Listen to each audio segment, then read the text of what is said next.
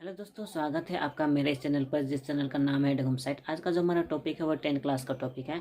और 10th class में पिछली बार हमने 1.1 का कुछ समाधान कर रहे थे। और 1.1 में जो 6 नंबर का जो समीकरण बना रहे थे, वहाँ कम से कम हमने काफ़ी समाधान कर लिया है। कम से कम 4 क्वेश्चन हमने पिछली बार समाधान किए थे। सिक्स नंबर का 4 क्वेश्चन का हमने समीकरण बनाया था। तो आज उसके आगे का हम समाधान करेंगे। तो चलिए शुरू करते हैं।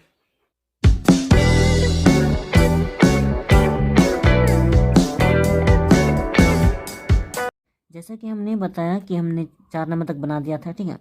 और जिसने मेरा पिछले वाला वीडियो ना देखा हो, यहाँ तक का समाधान ना देखा हो, वो यहाँ पर आई बटन पर जाकर क्लिक करके देख सकता है, ठीक है। तो हम 5 नंबर से स्टार्ट करेंगे। 5 नंबर में देखिए सवाल क्या कहा है। नदी की धारा का वेग, ठीक है, यानी कि एक नदी है, उसका जो वेग है 2 किलोमीटर प्रति घंटा, यानी कि 1 घंटे में वो 2 किलोमीटर पहुँच जाता है।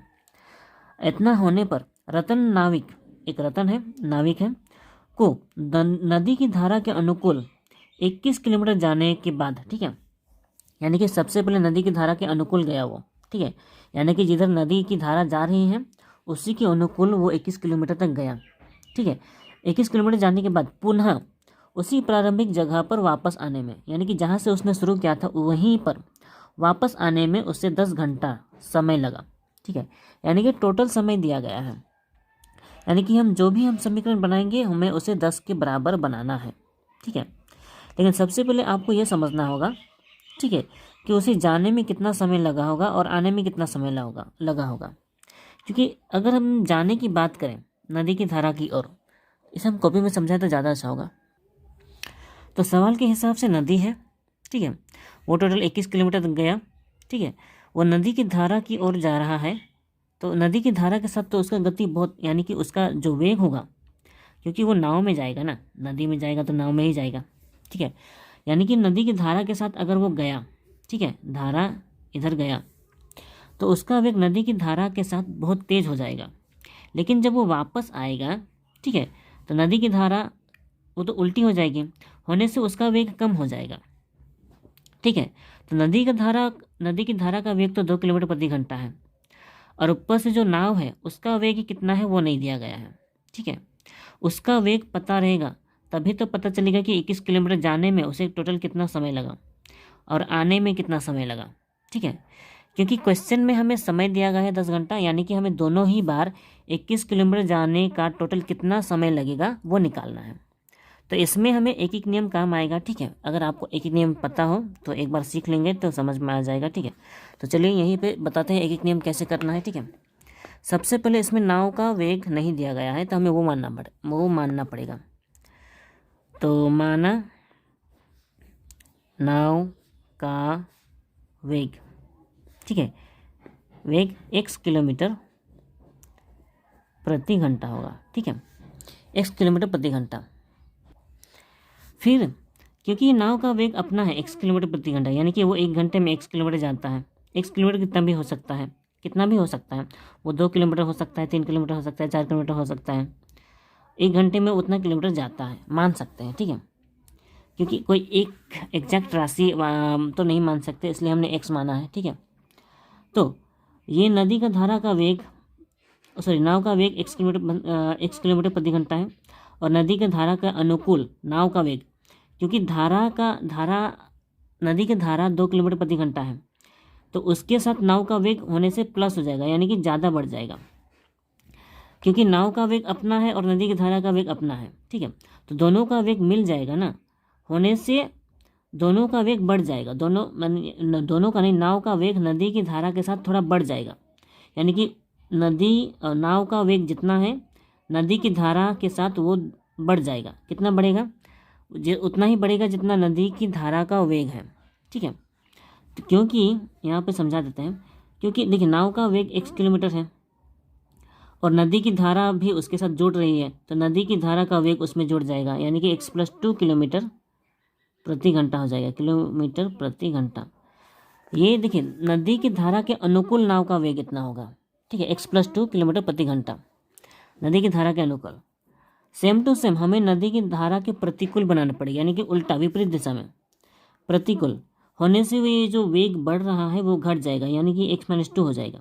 सबसे पहले इसी के हिसाब से 21 किलोमीटर जाने में कितना समय लगा वो निकालना पड़ेगा, ठीक है। अब क्योंकि वो इतना किलोमीटर जाता है 1 घंटे में, ठीक है, तो 21 किलोमीटर जाने में कितना समय लगेगा वो हमें निकालना पड़ेगा। तो निकालें एक एक नियम से। एक एक नियम से हमें इस तरह से लिखना पड़ेगा, ठीक है। जो चीज़ हमें निकालना है, क्योंकि हमें समय निकालना है, हमें पता है शुरू से ही समय ही निकालना है, तो समय वाले पार्ट को हम इधर लिख रहे हैं, ठीक है। और जो चीज़ नहीं निकालना है, ठीक है, जिसके माध्यम से निकालना है वो इधर लिखना है। ध्यान रखिए, जिस चीज़ को निकालना है, समय निकालना है, तो हमें उधर रखना पड़ेगा, और जिसको नहीं निकालना है, ठीक है, या फिर वो जिसका इकाई है वो इधर रहेगा। बस इतना ध्यान रखिए कि जिसको निकालना है वो उधर, ज़्यादा बोल दिया, ठीक है। अब देखिए ये x+2 किलोमीटर है, लेकिन ये कितना किलोमीटर है वो नहीं दिया गया है, ठीक है, तो ये 1 से ज़्यादा हो सकता है। तो सबसे पहले हमें 1 किलोमीटर का निकालना पड़ेगा। एक एक नियम में सबसे पहले 1 का मान निकालते हैं, क्योंकि एक एक नियम है तो 1 का मान निकालना ही पड़ेगा।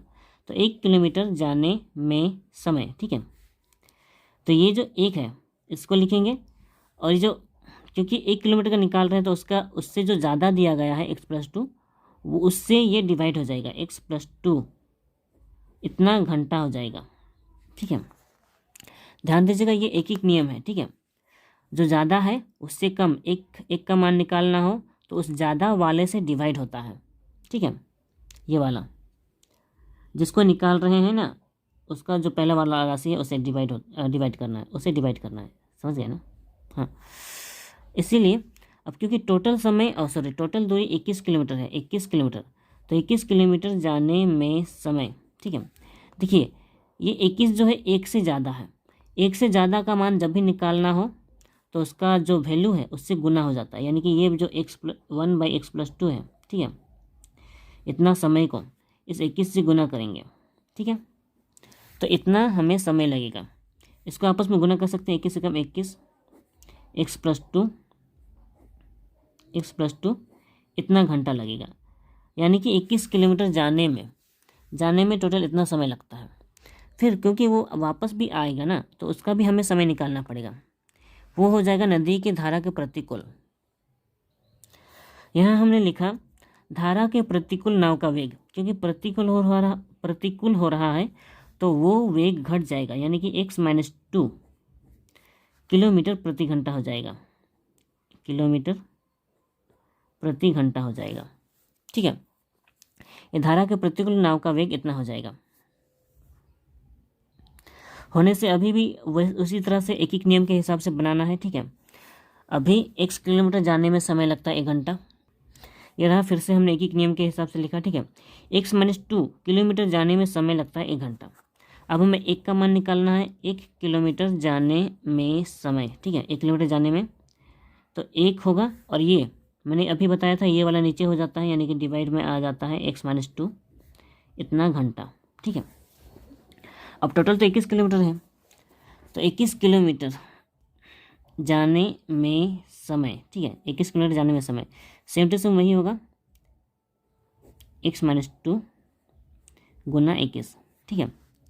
अब ध्यान देखिए यहाँ तो मैंने जाने ही लिखा है, ठीक है, लेकिन ये आने का समय है एक्चुअल में, ठीक है, तो 21 से कम 21 हो जाएगा और x-2 हो जाएगा, ठीक है। वैसे ये ब्रैकेट अभी ना दें तो भी चलेगा, लेकिन दे दिया, ठीक है, x-2 इतना घंटा, ठीक है। ये आने में समय इतना लगा है और ये जाने में इतना समय लगा है, तो इन दोनों का टोटल 10 घंटा समय लगा है, ठीक है। जाने और आने मिलाकर टोटल 10 घंटा समय लगा है क्वेश्चन के हिसाब से। तो अभी हम समीकरण बना सकते हैं, तो इसीलिए यहाँ पे लिख सकते हैं समीकरण, ठीक है। पहले जाने में से समय लगा ये 21/x+2 21/x+2 प्लस होगा क्योंकि टोटल समय लगा है, और आने में समय लगा ये 21/x-2, ठीक है, बराबर बराबर 10 घंटा लगा है। तो इस तरह से ये समीकरण बन गया, ठीक है। अब इसको थोड़ा सरल करेंगे, और अगर हमें इसे सरल करना है, ठीक है, तो हमें पता है नीचे वाले का लसाअ निकालना है, x+2 और x-2 ये गुना में आ जाएगा, ठीक है। तो हमें पता है इस तरह में जो नीचे वाला होता है और जो हर होता है नीचे वाला वो पूरा का पूरा इससे डिवाइड हो जाता है, यानी कि x+2 कट गया, बचेगा हमारा x-2। तो 21 और x-2 गुना हो जाएगा, तो मैं गुना में देता हूँ 21 x-2, ये ब्रैकेट में सटा है मतलब गुना है, ठीक है। Plus same to same x-2 और x-2 कट जाएगा, बचेगा x+2, यानी कि ये वाला 21 से गुना होगा 21 x+2, ठीक है। लिख लिया, उधर बराबर 10 बचा है, ठीक है। तो यहाँ तक ये समाधान हो चुका है और आगे इसको समाधान करना है। यहाँ से अगर हमें आगे करना है तो हमें पता ही क्या करना है। ये 21 इसके साथ गुना है तो गुना कर देते हैं, 21 एकम 21 x माइनस 21 और 2 गुना होगा, यानी कि 21 दूना 42 हो जाएगा, ठीक है। प्लस यहाँ भी वही सेम टू सेम होगा, 21 x प्लस और 21 दूना 42 हो जाएगा, ठीक है। बरा नीचे बटा, ये भी गुना कर देते हैं, x और x स्क्वायर, हाँ ये -2 से गुना होगा, -2x, ठीक है। फिर प्लस ये 2 से भी गुना होगा दोनों, 2 और x 2x हो जाएगा, और प्लस माइनस माइनस ये 2 का स्क्वायर हो जाएगा, 2 का स्क्वायर 4 बराबर। हालांकि ये सूत्र के रूप में है तो हम डायरेक्ट सूत्र के रूप में सजा सकते थे, लेकिन मैंने गुना करके दिखा दिया, ठीक है, कोई प्रॉब्लम नहीं होगा। बराबर दिया, यहाँ पे 21x और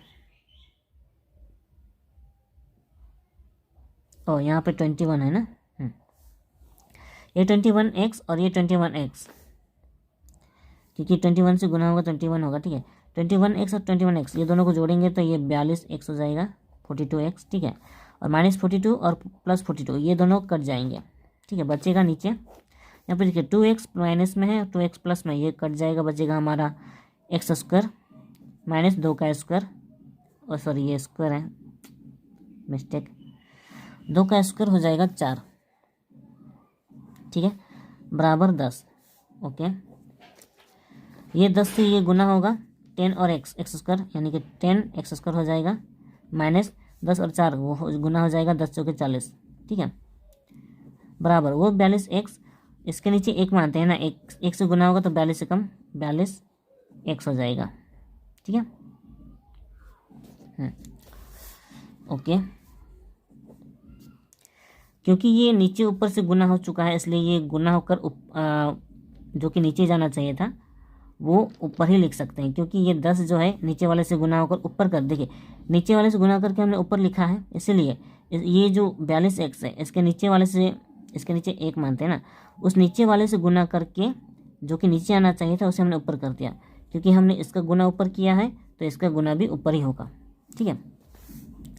तो फिर 10x², वो 42x इधर आएगा तो -42x हो जाएगा, ओके x हो जाएगा, -40 ये पहले से ही है, -40 बराबर 0, ठीक है। तो ये रहा हमारा समीकरण बन चुका है। ये जो 6 नंबर है किसी किसी बच्चे के लिए ये मुश्किल हो सकता है, ठीक है, क्योंकि इसमें ज़्यादा कुछ समझ में आएगा नहीं किसी किसी को, ठीक है। तो इसको पढ़ के देखते हैं। हमारे घर के बगीचे सफाई करने में महिम की अपेक्षा मजीद को 3 घंटा कम समय लगता है, यानी कि मजीद को 3 घंटा कम समय लगता है ना, यानी कि महिम को ज़्यादा समय लगता है, यानी कि महिम 3 ज़्यादा है और मजीद 3 कम है, ठीक है। तो हम मजीद को मानेंगे तो ठीक होगा, या फिर महिम को मानेंगे तो भी चलेगा, दोनों में से किसी को मान सकते हैं, ठीक है। वे दोनों मिलकर उसी काम को 2 घंटे में समाप्त कर देते हैं, उसी काम को।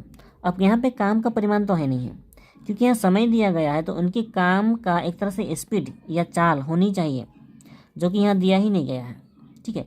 तो उसके काम यहाँ पे कितना है और कितना कर पाते हैं वो नहीं दिया गया है, इसलिए काम को भी हमें मानना पड़ेगा, ठीक है।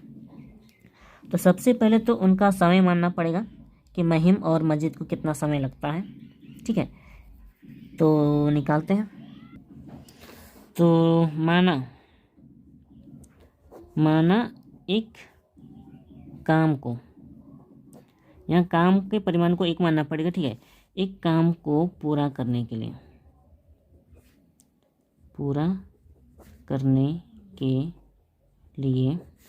ठीक है, महिम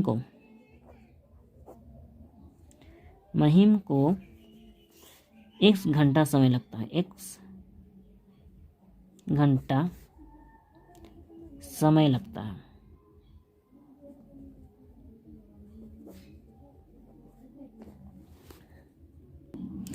ये x घंटा कुछ भी हो सकता है, लेकिन हमें पता है एक एक नियम के सुविधा के लिए, ठीक है, सबसे पहले 1 घंटे का परिमाण निकालना ज़रूरी होता है, ठीक है। तो सबसे पहले 1 घंटे का परिमाण निकालेंगे, ठीक है।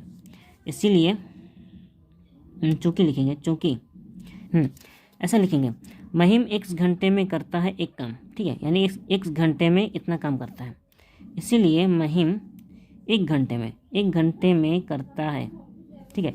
मैंने अभी बताया था 1 घंटे का निकालना हो तो ये वाले से डिवाइड हो जाता है, यानी कि 1/x काम माना जाएगा, ठीक है। 1/x काम इतना करता है।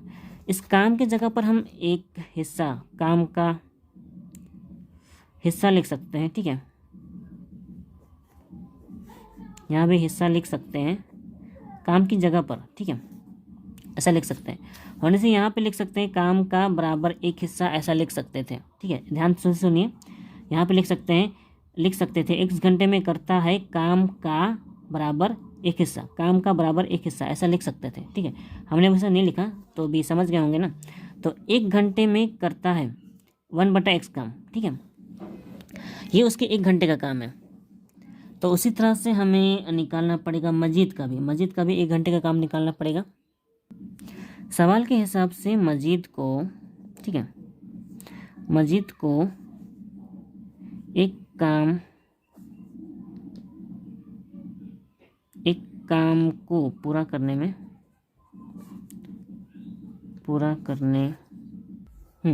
मजीद को एक काम को पूरा करने में समय लगता है, ठीक है, समय लगता है। कितना लगता है?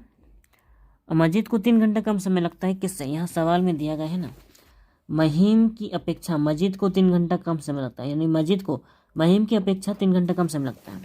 तो मजीद का तो समय x घंटा है, यानी कि उसकी अपेक्षा वो 3 घंटा कम समय लेता है, यानी कि ये मजीद का समय है x - 3 घंटा, ये मजीद का समय है, यानी कि वो इतना में वो एक काम पूरा कर लेता है, ठीक है। इतना घंटे में जब वो एक काम पूरा करता है तो 1 घंटे में कितना काम करता है वो निकालना पड़ेगा। अब यहाँ पे लिखना है हमें, मजीद x - 3 घंटे में करता है काम का एक हिस्सा, तो यहाँ देखिए साफ साफ लिखा है, जैसे हमने पहले लिखा था, मजीद x - 3 घंटे में करता है काम का बराबर एक हिस्सा, ठीक है। उसी तरह से मजीद, क्योंकि हमें 1 घंटे का निकालना है, मजीद 1 घंटे में करता है काम का, ठीक है, क्योंकि 1 का परिमाण निकालना हो तो ये वाले से हमें पता है डिवाइड करना है, 1 बराबर x - 3 हिस्सा, ठीक है, ये काम का इतना हिस्सा हो जाएगा, ठीक है। तो ये हमारा मजीद का काम है 1 घंटे का, और ये हमारा महिम का काम है, ठीक है, यानी कि दोनों इतना काम करते हैं। अगर दोनों का काम जोड़ दिया जाए तो दोनों का 1 घंटे का काम होगा। फिर महिम और मजीद के 1 घंटे का कुल काम, क्योंकि दोनों 1 घंटे में अलग अलग काम करते हैं, लेकिन अगर दोनों एक साथ करते हैं, ठीक है, तो महिम जो है वो 1/x काम करता है, उसी में 1 घंटे में अगर मजीद भी अपना काम कर लेता है तो उसका काम x - 3 उसके साथ ऐड हो जाएगा, यानी कि दोनों का काम मिलकर इतना काम पूरा हो जाएगा, ठीक है, यानी कि दोनों 1 घंटे में इतना काम कर सकते हैं। तो अगर हम इनको जोड़ दें तो उनकी दोनों के 1 घंटे का कुल काम हो जाएगा, ठीक है। तो हमें पता है नहीं भिन्नों का जोड़ करना है, तो ये x और ये x - 3, ये पहले लसा निकलेगा, फिर ये x और ये x हमें पता ही कट जाएगा, बचेगा x - 3, तो 1 से गुना हो जाएगा x - 3, ठीक है, ओके, प्लस फिर x - 3 ये कट जाएगा, बचेगा x, यानी कि यहाँ पर बचेगा x, ठीक है। इसको हम आपस में जोड़ सकते हैं, x - 3 प्लस x, अब x - 3, ठीक है। अब इसको हम ब्रैकेट खोल सकते हैं, x और x ये जोड़ हो जाएगा, तो ये हो जाएगा 2x - 3, ठीक है, और ये गुना हो जाएगा x स्क्वायर, और -3 से गुना हो जाएगा 3x, ठीक है। तो ये हो गया हमारा दोनों के 1 घंटे का कुल काम इतना होगा। ध्यान देना है कि ये 1 घंटे का काम है, ठीक है, लेकिन वो 2 घंटे में काम पूरा कर देते हैं, यानी कि 2 घंटे में वो पूरा काम पूरा करते हैं, यानी कि काम को ही पूरा कर देते हैं, यानी कि उनका एक काम का जो एक हिस्सा है वो पूरा हो जाता है 2 घंटे में। तो हम इसको 2 तरीके से बना सकते हैं। यहाँ पे जो हमें समीकरण बनाना है ठीक है। ये 2 घंटा बताया गया है, इसको हम 2 तरीके से बना सकते हैं। पहला तरीका ये है कि इसको 2 घंटे का समय एक ही बार में निकाल लें, 2 घंटे का काम अभी निकाल लेते हैं, ठीक है। यहाँ पे उतार लेते हैं, चूँकि दोनों के 1 घंटे का काम बराबर 2x - 3x² - 3x, ठीक है। ये दोनों के 1 घंटे का काम है, तो इसीलिए दोनों के 2 घंटे का काम बराबर,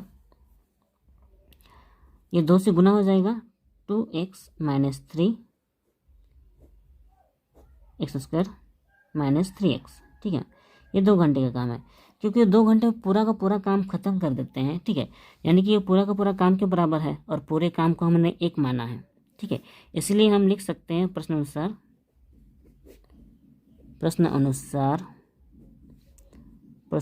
हाँ ठीक है, प्रश्न अनुसार 2x - 3 और यहाँ पे हो जाएगा x² - 3x बराबर 1, क्योंकि पूरा का पूरा 1 काम है, इसलिए पूरे काम को हमें 1 माना था, ठीक है। तो इस तरह से इसको पूरा किया जा सकता है। इसको हम समाधान कर सकते हैं, ये गुना हो जाएगा 2 दूना 4x - 2 तिया 6 x², ये नीचे ये 2 कल ऊपर में गुना होगा, नीचे गुना नहीं होगा, x² - 3x, ये जैसे का वैसे ही रहेगा, बराबर 1। इसके नीचे अगर कुछ रहता तो उससे गुना होता, लेकिन इसके नीचे 2 के नीचे कुछ भी नहीं है, इसलिए इससे कोई गुना नहीं होगा, ठीक है। उसके बाद क्योंकि x² वाला ये है तो x से गुना हो जाएगा, x² - 3x, क्योंकि x से गुना करके मैं इसे ऊपर लिख रहा हूँ, ठीक है, इसे ऊपर लिख रहा हूँ, तो ये भी जो इसके नीचे वाला 1 था, ठीक है, इसके नीचे 1 मानते हैं ना, उस 1 से गुना होकर जो नीचे जाना चाहिए वो हम ऊपर ही लिखेंगे, ठीक है। 4x - 6 x² माइनस ये 3x, वो 4x इधर आएगा तो प्लस -4x हो जाएगा, और वो 6x इधर आएगा तो +6 हो जाएगा, +6 बराबर 0, बराबर x² माइनस, देखिए -3x प्लस -4x ये जोड़ हो जाएंगे तो -7x हो जाएगा, +6 बराबर 0। तो ये रहा हमारा समीकरण बन चुका है। इसको हम दूसरे तरीके से भी करके देखते हैं। इस वाले तरीके में जो है हमने उससे काम का परिमाण निकाला है, 2 घंटे में इतना काम होता है।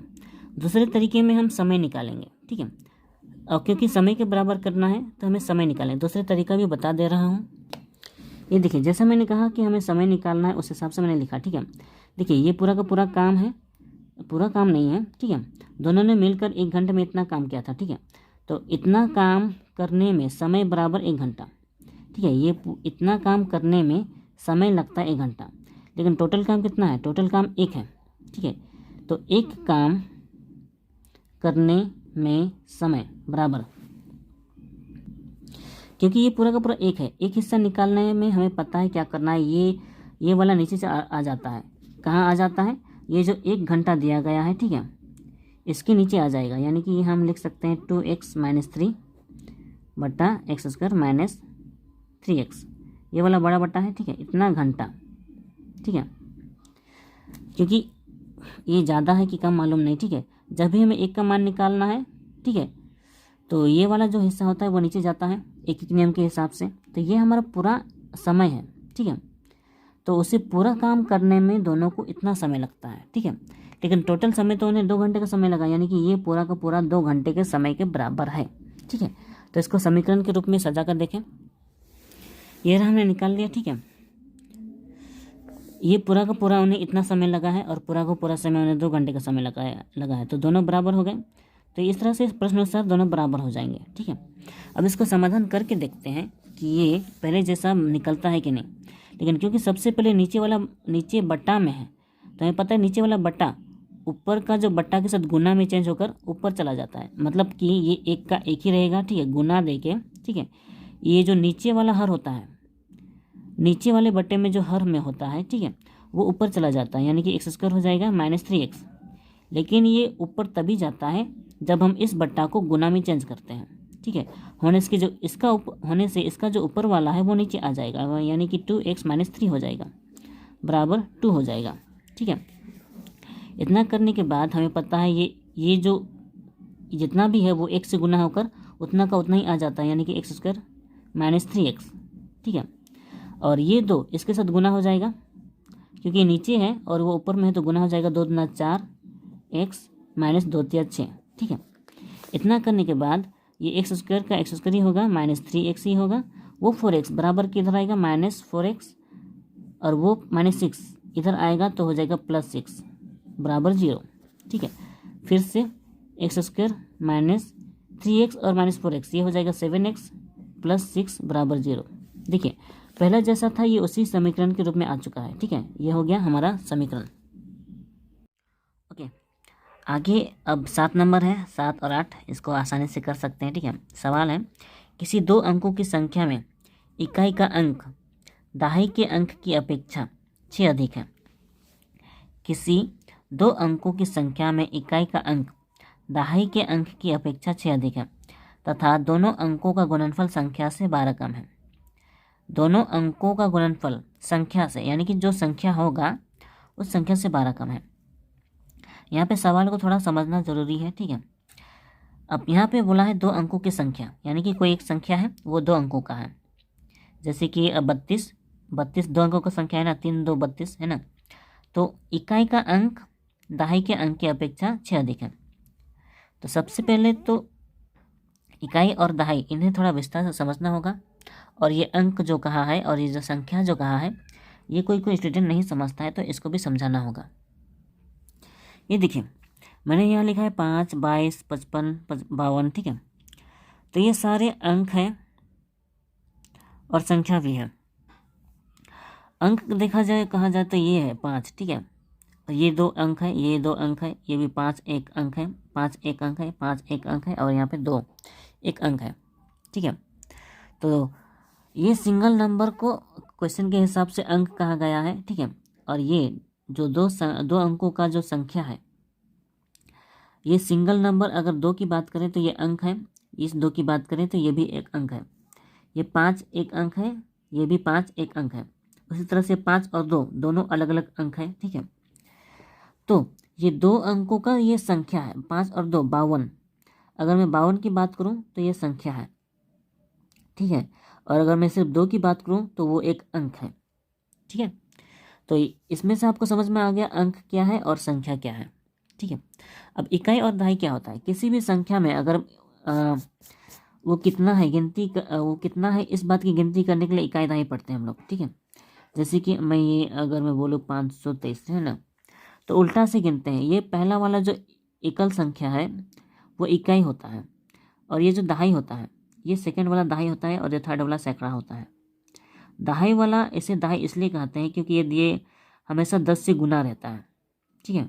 और ये जो सैकड़ा है, ये सैकड़ा जो वो हमेशा 100 से गुना रहता है, यानी कि ये 500 है, यानी कि जो 5 है 100 से गुना है, 5 गुना 1 मिनट।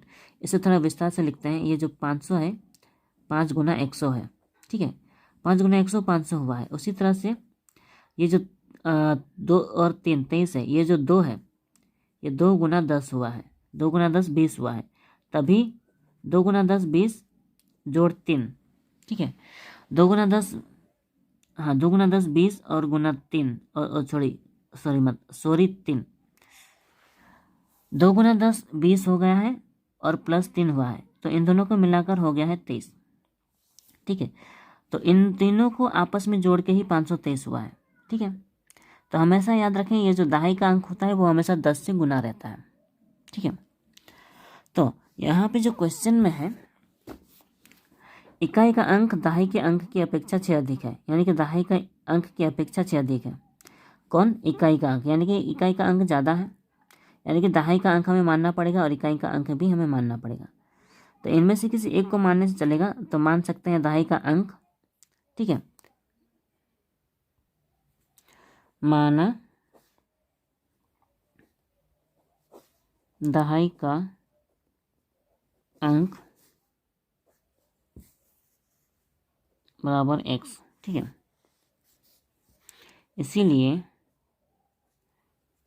इकाई का अंक, क्वेश्चन में कहा है इकाई का अंक दहाई की अपेक्षा 6 अधिक है, यानी कि जो इकाई है वो दहाई से 6 अधिक है। ठीक है, हम हम इकाई का अंक भी मान सकते थे। ठीक ठीक है, अगर हम इकाई का अंक पहले मानते एक्स तो ठीक है, तो दहाई का अंक हमें -6 करना पड़ता, क्योंकि दहाई का जो अंक है वो 6 कम है होने से -6 हो जाता है, लेकिन हमने पहले दहाई का अंक माना है एक्स। ठीक है, इसलिए इकाई का अंक हमें x+6 करना पड़ेगा, क्योंकि वो इकाई का अंक 6 ज़्यादा है। ठीक है, तो इस तरह से ये दोनों अंक मिल गया है। ठीक है, और क्वेश्चन में है कि जो दोनों अंकों का गुणनफल है वो संख्या से 12 कम है। दोनों अंकों का गुणनफल संख्या से 12 कम है, तो पहले संख्या क्या है वो हमें पता करना पड़ेगा। ठीक है,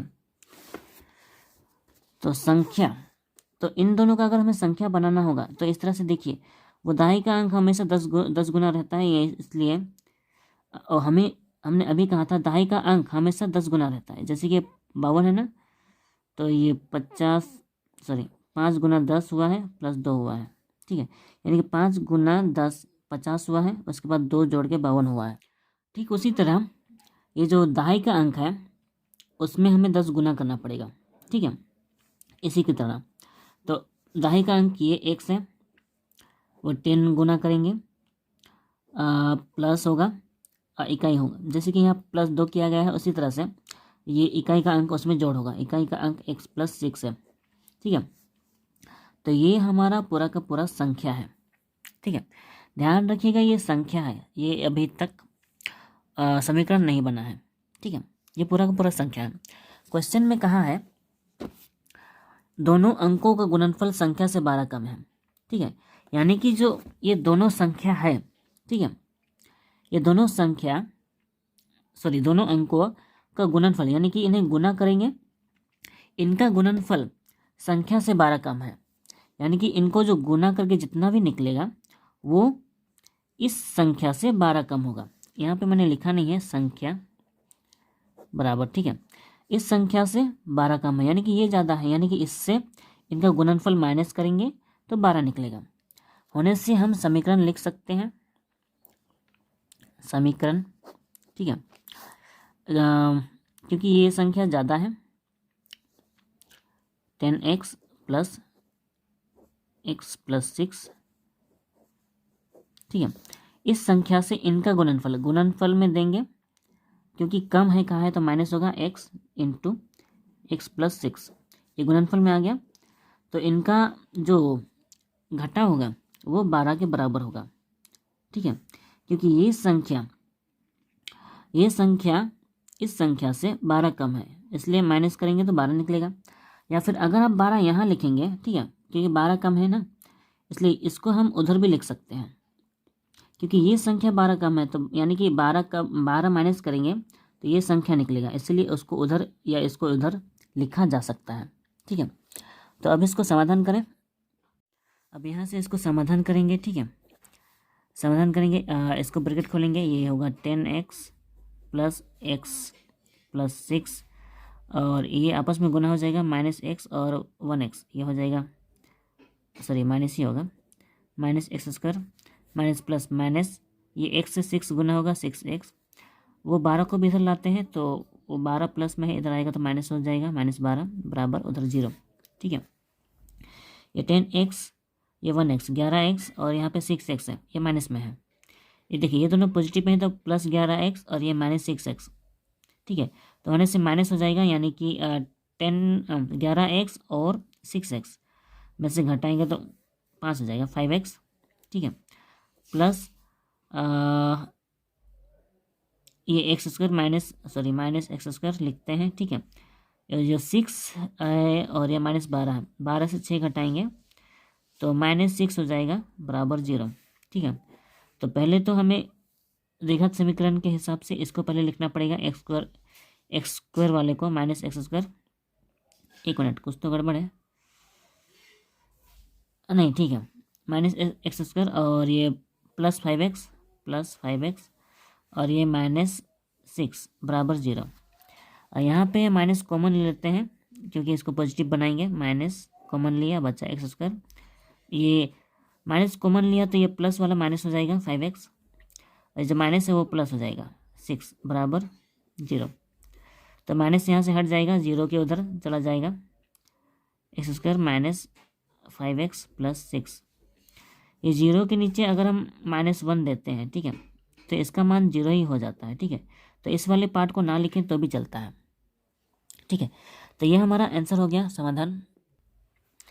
यहाँ पे जो 8 नंबर है, 45 मीटर लंबे और 40 मीटर चौड़े एक आयताकार खेल के मैदान के बाहर चारों तरफ समान चौड़ाई का एक रास्ता है और उसका क्षेत्रफल 450 वर्ग मीटर है, ठीक है। तो यहाँ पे लंबाई दिया गया है, चौड़ाई दिया गया है मैदान का, ठीक है। मैदान के बाहर चारों तरफ समान चौड़ाई का एक रास्ता है। जो रास्ता है वो कितना चौड़ा है वो नहीं दिया गया है, तो हमें उससे मानना पड़ेगा। और उसका क्षेत्रफल 450 वर्ग मीटर है, यानी कि जो रास्ता दिया गया है उसका क्षेत्रफल है, ठीक है। तो इसको ज़्यादा मुश्किल नहीं है, क्योंकि देखिए आयत की लंबाई और चौड़ाई दिया गया है तो इसका क्षेत्रफल निकाल सकता है, ठीक है। उसके बाद जो रास्ता हमें मानना पड़ेगा, रास्ता की चौड़ाई, वो जोड़ के इसी लंबाई में और इसी चौड़ाई में जोड़ के अलग से क्षेत्रफल निकलेगा, वो माइनस करके इस क्षेत्रफल के बराबर बनेगा, ठीक है। इसको थोड़ा समझा देते हैं। कहने का मतलब कि ये मैदान है, ठीक है। मैदान के बाहर कुछ चौड़ा का एक रास्ता है, कितना चौड़ा वो नहीं दिया गया है, ठीक है। तो ये बोल सकते हैं ये x मीटर चौड़ा है, ठीक है। यहाँ पे क्वेश्चन में है 45 मीटर लंबा, ठीक है, और ये 40 मीटर चौड़ा।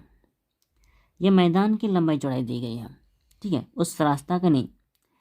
तो मैदान 45 मीटर लंबा, 40 मीटर चौड़ा, तो इसका हम पूरा क्षेत्रफल निकाल सकते हैं, पूरा का पूरा भीतर का, ठीक है। फिर जो रास्ता चौड़ा है ये वाला, तो इस चौड़ा के हिसाब से यहाँ भी ये चौड़ा बढ़ा हुआ है, यहाँ भी चौड़ा बढ़ा हुआ है, यानी कि जो मैदान की चौड़ाई है उसमें ये चौड़ा दोनों तरफ बढ़ा हुआ है, ठीक है। यानी कि अगर ये चौड़ा का मान, इस x का मान, ठीक है, अगर 3 मीटर होता, इस x की जगह पर 3 मीटर होता, तो ये 3 मीटर इधर और 3 मीटर उधर बढ़ा हुआ है। उसी तरह से लंबाई में भी 3 मीटर इधर 3 मीटर उधर बढ़ा हुआ है, ठीक है। ये रास्ता चौड़ा बढ़ा हुआ है, ठीक है, 3 मीटर चौड़ा, 3 मीटर चौड़ा बढ़ा हुआ है। तो ये बढ़ा हुआ है, कहने का मतलब कि जो 45 है उसमें ये 3 मीटर बढ़ जाएगा, इधर भी 3 मीटर बढ़ जाएगा, यानी कि डबल बढ़ेगा। यानी कि अगर हमने x माना है तो ये x दोनों तरफ बढ़ जाएगा, यानी कि 2x बढ़ जाएगा। तो सबसे पहले हमें मैदान का क्षेत्रफल निकालना पड़ेगा। तो हम लिख सकते हैं मैदान की लंबाई बराबर 45 मीटर और मैदान की चौड़ाई बराबर 40 मीटर, इसलिए मैदान का क्षेत्रफल बराबर 45 गुना 40 मीटर, ठीक है। इसको आपस में गुना कर सकते हैं, 4 शून्य 4 5 20 20 का 0 4 16 17, हाँ 17 ही होगा, 4 4 16 17 18 हो जाएगा, 1800 वर्ग मीटर ये क्षेत्रफल है। तो वर्ग लिखना पड़ेगा, वर्ग मीटर, यहाँ भी वर्ग होगा, वर्ग मीटर, ठीक है, वर्ग मीटर। तो इस तरह से इसका क्षेत्रफल निकल गया। अब अलग से हमें क्षेत्रफल निकालना पड़ेगा, ये लंबाई और चौड़ाई बढ़ाकर, ठीक है।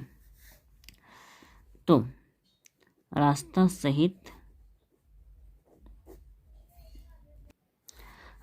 मैदान की लंबाई हो जाएगी 45, ठीक है, ये 45 हो जाएगा, 45 प्लस 2x, क्योंकि दोनों तरफ बढ़ा है इसलिए 2 गुना x, ठीक है, और ये x बढ़ा हुआ है इसलिए ये मैदान की लंबाई हो गई।